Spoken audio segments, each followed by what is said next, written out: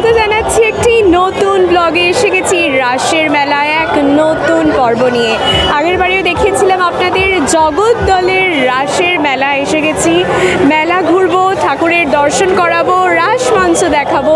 সঙ্গে থাকুন, video skip না করে দেখুন শেষ পর্যন্ত, আর সাবস্ক্রাইব করুন। স্বাগত জানাচ্ছি একটি নতুন ব্লগে। রাস পূর্ণিমার শুভেচ্ছা জানাচ্ছি সকলকে। জয় শ্রীকৃষ্ণ, রাধে রাধে। রাধা কৃষ্ণের নাম নিয়ে শুরু করলাম আজকের এই পর্বটি। ভিডিওটা দেখুন শেষ পর্যন্ত, অবশ্যই সাবস্ক্রাইব করুন। রয়েছে অত্যন্ত সুন্দর রাস মঞ্চ এই পর্বে, তার সাথে আপনাদের দেখাবো রাসের মেলাও। দেখতে থাকুন।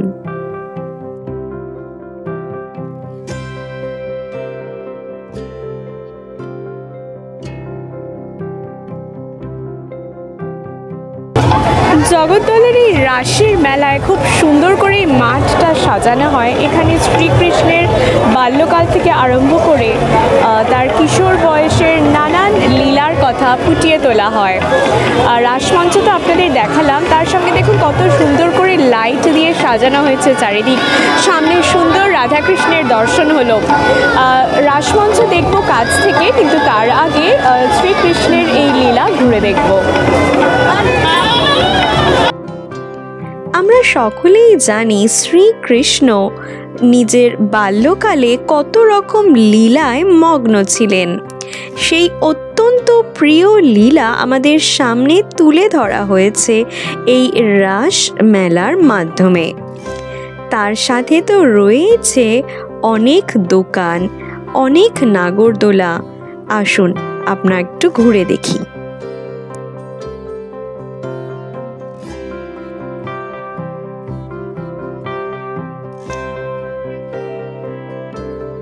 এই রাসের মেলায় আপনি কি করে আসবেন আপনাকে প্রথমেই জানিয়ে দিই।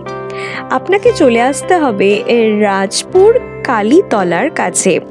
রাজপুর কালীতলায় অটো করে নেমে সেখান থেকে আপনাকে উঠে পড়তে হবে আরেকটি অটোয়, আর বলতে হবে আপনি যাবেন জগদ্দলের রাস মেলায়। আপনাকে ঠিক মেলার সামনেই নামিয়ে দেওয়া হবে। এই মেলাটি চলবে আরও বেশ কয়েকদিন, এক সপ্তাহ মতো। আপনি ঘুরেই যেতে পারেন এসে এখানের এই রাস মেলা।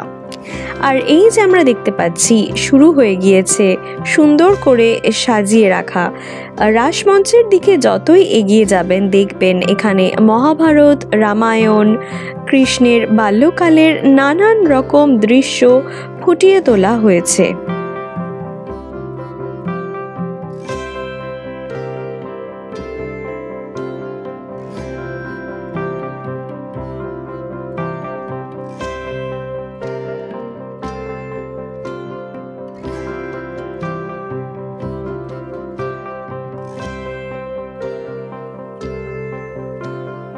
এখানেও দেখতে পাচ্ছি মা যশোদা কৃষ্ণকে কিভাবে ঘুম পাড়াচ্ছেন।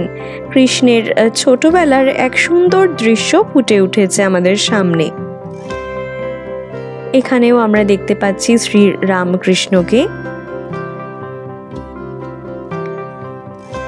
কারাগারে শ্রীকৃষ্ণর জন্মর বৃত্তান্ত এখানে তুলে ধরা হয়েছে।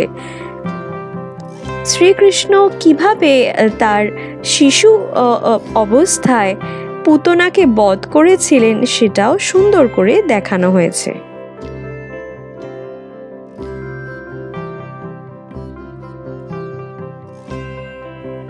এই শুরু হয়ে গেছে রাসের মঞ্চের দিকে যাওয়ার রাস্তা। ভিড় হয়েছে অনেক, দেখতেই পাচ্ছেন। রাস্তার ওপরে দেখুন কত লোক। রাস্তার ওপারে রয়েছে মেলা। আসুন আমরা আগে রাস মঞ্চ দর্শন করব, তারপরে ঘুরে দেখব মেলা।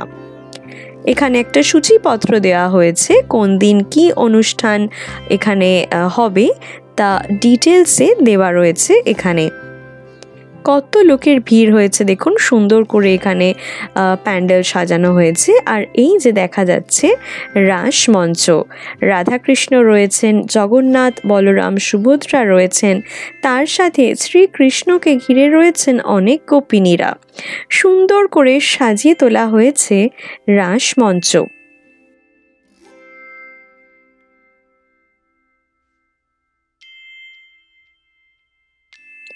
রাস উৎসব চলে এখানে 12 দিন। বিশাল বড় মেলা বসে অনেকটা এরিয়া জুড়ে।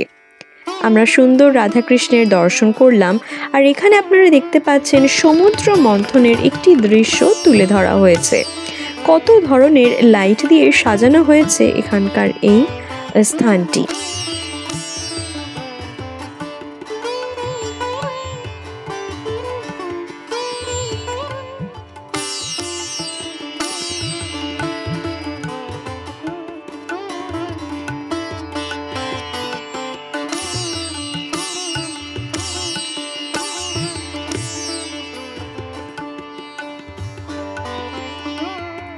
রাসমঞ্চর দিকে ঢুকে রাসমঞ্চ দর্শন করার পরে চোখে পড়ল শ্রী গণেশজির মূর্তি। তারপরেই এই সুন্দর মাঠ জুড়ে রয়েছে শ্রীকৃষ্ণের লীলার নানান রকম দৃশ্য। মেলায় প্রচুর লোকের ভিড় হয়েছে, দেখতে পাচ্ছেন এই রাসমঞ্চের এই মাঠে কত লোকের ভিড়। সকলেই ঘুরে দেখছে কৃষ্ণের লীলা খেলা আর অপূর্ব সুন্দর এই লাইটের খেলা। আসুন আমরাও এগিয়ে যাই।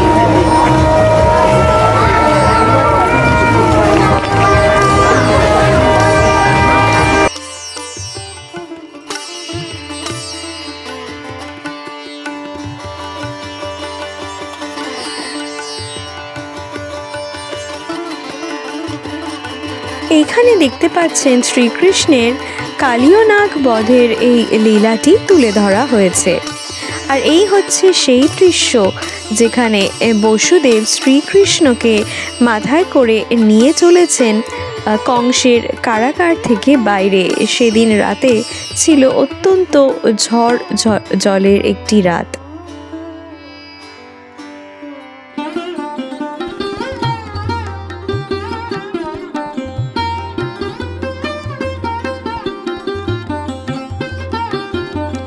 সুন্দর রাধাকৃষ্ণের দর্শন করতে পারছি আমরা। এখানে এলে আপনার এই যে সুন্দর করে সাজানো রাসমঞ্চের পাশে কৃষ্ণের নানান রকম লীলা সত্যি আপনার আলাদা করে নজর কাড়বে। শ্রীকৃষ্ণের এখানে নানান রকম লীলা আমাদের সামনে তুলে ধরা হয়েছে।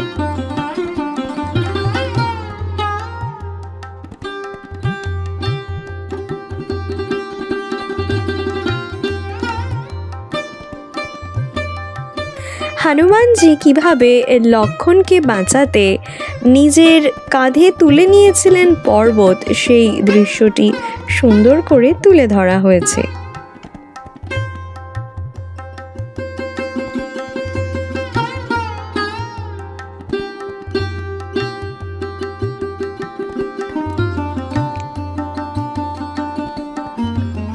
শ্রীকৃষ্ণ কিভাবে নিজের কনিষ্ঠ অঙ্গুল দ্বারা গোবর্ধন পর্বত তুলে ধরেছিলেন সেই দৃশ্য আমাদের সামনে তুলে ধরা হয়েছে। আর এই হলো বকাসুর বধের সেই দৃশ্য।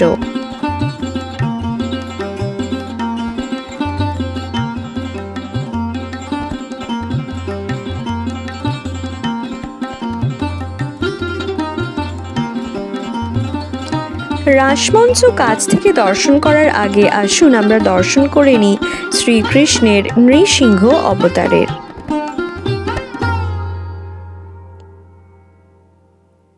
হিরণ্যকশ্যপকে মারার জন্য কিভাবে তিনি এই নৃসিংহ রূপ ধারণ করেছিলেন সেই গল্পটা আমরা সকলেই জানি।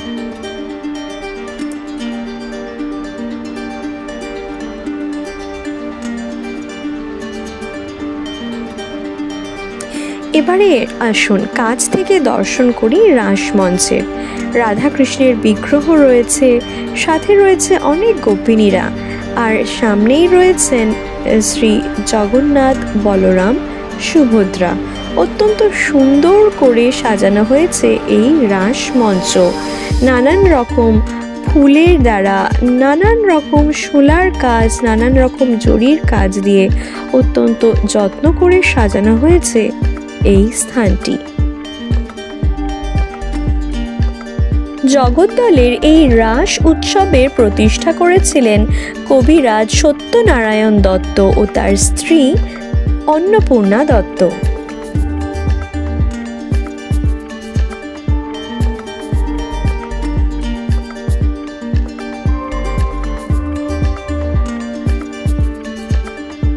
এবারে এসে গেছি সেই বিশাল মেলায়। বিশাল বড় এরিয়া জুড়ে রয়েছে এই মেলা, আর সামনে ঢুকতেই চোখে পড়লো সেই লোভনীয় জিলিপি, বাদাম, কটকটি, মিষ্টির সেই সুন্দর সুন্দর দোকান। দেখুন কত লোকের ভিড় রয়েছে এখানে, সকলেই ব্যস্ত নিজের পেট পুজো করে নিতে। আর হালকা একটু শীতের আমেজও এসে গিয়েছে, তাই বেশ ভালোই জমে উঠেছে এই রাসের মেলা। আর মেলা মানেই থাকবে সেখানে নানান রকম জুয়েলারির, খেলনার দোকান। তাও ছিল এখানে অনেক, অত্যন্ত সুন্দর সুন্দর জিনিস রয়েছে প্রত্যেকটি দোকানে। আর্টিফিশিয়াল ফুলেরও দোকান চোখে পড়ল। এই দোকানেই দেখতে পেলাম অনেক সুন্দর পেন্টিংও রয়েছে। ঘর সাজানোর জন্য একটা আইডিয়াল স্টোর এটি।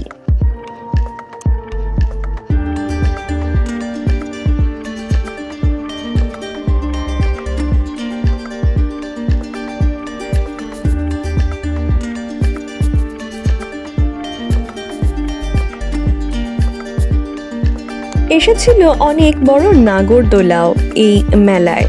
বাচ্চাদের জন্য যেরকম নাগরদোলা রয়েছে, বড়দের এনজয় করার জন্য ছিল নানান রকম নাগরদোলা।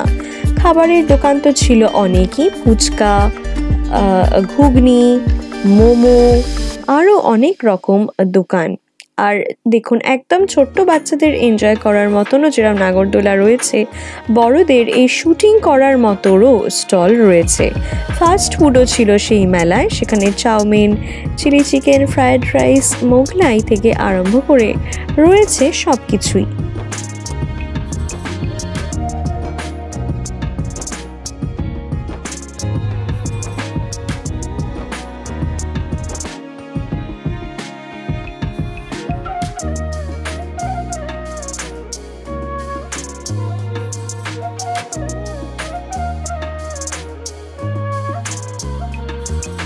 নানান রকম রাইডস নাগরদোলা চোখে পড়লো। একটা ট্রেন নাগরদোলাও দেখতে পেলাম। বাচ্চাদের জন্য রয়েছে অনেক কিছু। এরকম একটা ফ্লাইং ডিস্কও দেখতে পেলাম। বেশ ভয়ঙ্কর মনে হলো এই রাইডটি। আর এই হলো আর একটা রাইড, যেখানে উঠতে গেলেও মনে হয় আপনাকে বেশ শক্ত হতে হবে, অর্থাৎ বেশ সাহস থাকতে হবে। আর দূরে দেখা যাচ্ছে সেই জায়ান্ট হুইল, যেখানে অত্যন্ত সুন্দর করে লাইট দিয়ে সাজানো হয়েছে।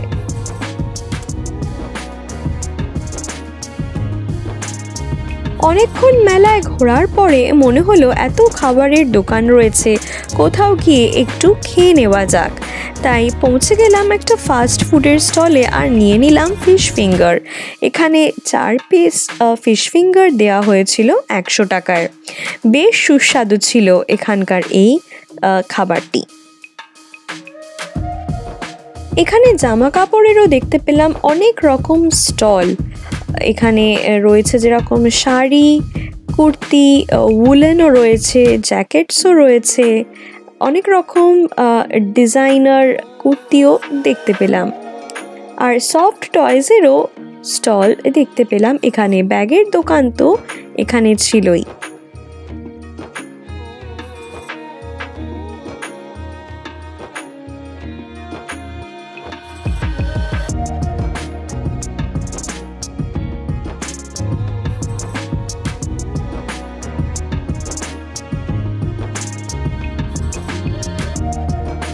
এই মেলায় কিভাবে আসবেন ভিডিওর শুরুতে বলেওছি, আপনাদের আরেকবারও মনে করিয়ে দিই। আপনারা যদি গড়িয়ার দিক থেকে আসতে চান, মেট্রো করে চলে আসতে পারেন কবি নজরুল মেট্রো স্টেশনে।